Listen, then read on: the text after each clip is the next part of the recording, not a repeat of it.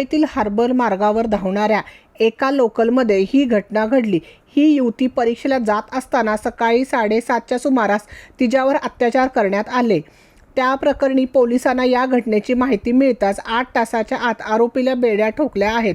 यानंतर यावरून शिंदे फडणवीस सरकारसह गृह खात्यावर आता प्रश्न उठवले जात आहेत। यावरून राष्ट्रवादी काँग्रेसच्या राष्ट्रीय अध्यक्षा सुप्रिया सुळे यांनी ट्विट करत संताप व्यक्त केला आहे।